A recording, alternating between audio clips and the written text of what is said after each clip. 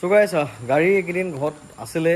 বহুত কেইখন কিন্তু একেবাৰে খালী হৈ গ'ল এতিয়া গাড়ী আপোনালোকক দিবলগীয়া নাই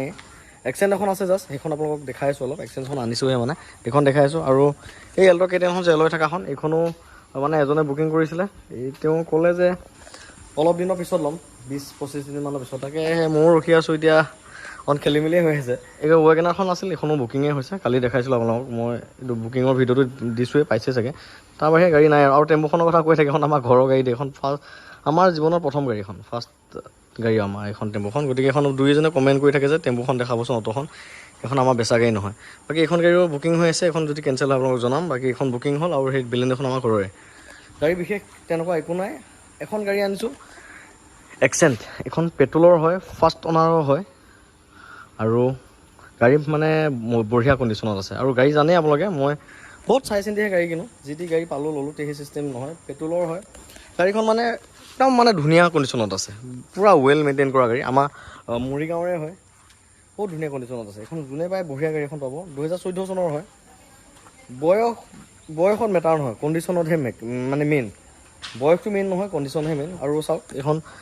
দামটো মই কৈ দিওঁ 250 আহিব 2014 চনৰ এক্সেন্ট কাৰণে 250 আহিছে আৰু যদি এখন 19-20 মডেল হ'লহেঁতেন তেতিয়া 4 লাখৰ ওচৰত হ'লগৈহেঁতেন 360 370 বা 4 লাখৰ ওচৰত হ'লগৈহেঁতেন গতিকে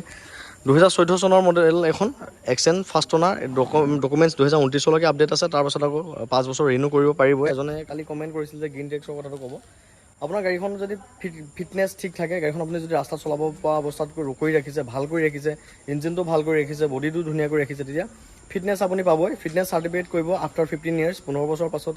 আপুনি ৰিটেক্স পাব আকৌ 5 বছৰৰ কাৰণে যদি গাড়ীখন ৰাস্তাত চলিব পৰা কণ্ডিশ্যনত থাকে তাত যদি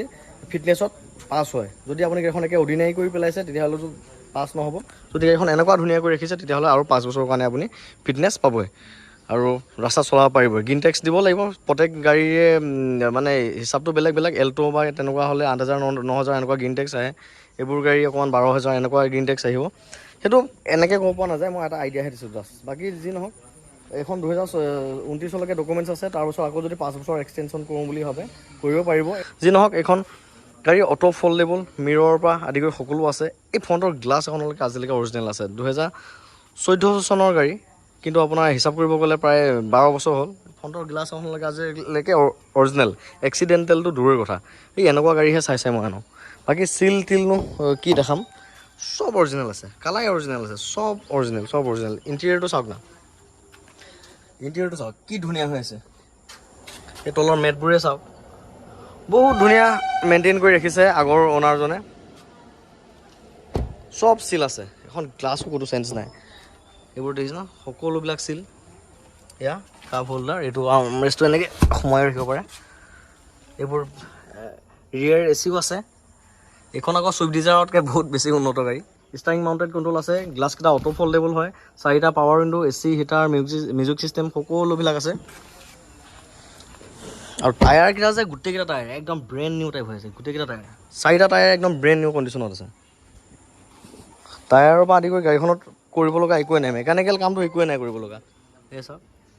গোটেই গাড়ী মই পালোঁ ল'লোঁ তেনেকুৱা নহয় জাংকা মাংকা গাড়ী উঠাই নিদিওঁ একদম টিপ টপ কণ্ডিশ্যন হ'ব লাগিব তেতিয়াহে মই গাড়ী কিনো গতিকে এইখন আছে এক্সেন্ট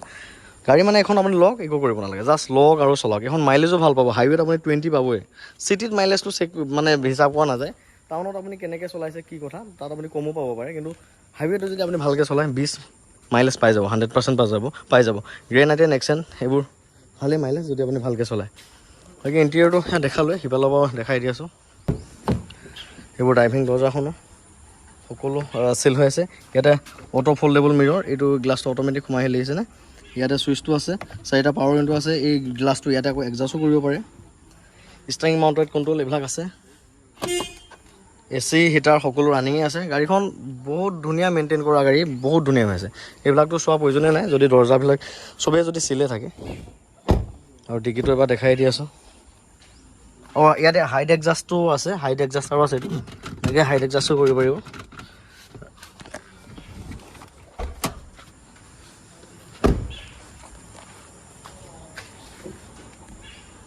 এইবোৰো চাওক একদম ব্ৰেণ্ড নিউ টাইপ হৈ আছে চাওক ইয়াৰ ডিকিটো বহুত ডাঙৰ এক্সেণ্টৰ ডিকিটো ছুইফ্ট ডিজায়াৰতকৈ বহুতেই ডাঙৰ এইবোৰ চাওক কোম্পানীৰ পৰা আহে পলিথিনটো আছেই একদম ব্ৰেণ্ড নিউ টাইপ হৈ আছে গাড়ী মানে বহুত ধুনীয়া হৈছে বেক চাইডেও চাওক এয়া চিল টিল গোটেইখিনি আছে বয়স কথা নহয় গাড়ীখন যদি আপুনি ভালকৈ ৰাখে এই গেটাপত থাকিব দাগি দুগা একো নাই গাড়ীখনত এই তলৰ ফ্ৰগলেম চগলেম সকলো ৱৰ্কিং বাম্পাৰত এইকণ খালি স্ক্ৰেচ আৰু ইফালে দৰ্জাখনত এইকণ স্কেচ আছে এইকণ এই তাৰ বাহিৰে একো নাই ইমান দিনৰ গাড়ী এখন যে স্ক্ৰেচলেছ টাইপ হৈ আছে এইকণ আৰু সেই বাম্পাৰকণহে আছে বহুত ডাঙৰ কথা তাৰমানে অ'নাৰজনে ভালকৈ চলাইছে ভালকৈ মেইনটেইন কৰিছে সেইকাৰণে এনেকৈ আছে গোটেই গাড়ীখন আপোনালোকে জাষ্ট লওক আৰু চলাওক মেকানিকেল কাম একো কৰিব নাপায় AC হিটাৰ চব ৰানিং আছে কোনো ছাছপেনশ্যনৰ কাম নাপায় চলালে গম পাব মানে আহিলে নিজে চলালে গম পাব গতিকে এইখনৰ দাম মাত্ৰ 250 ইনক্লুডিং ট্ৰেন্সফাৰ ডকুমেণ্টছৰ পৰা আদি কৰি কাম সকলো মই কৰি দিম আৰু ইয়াৰ মই ৰানিংটো দেখাই দি আছোঁ ৰানিংটো দেখাই দিছোঁ আপোনাক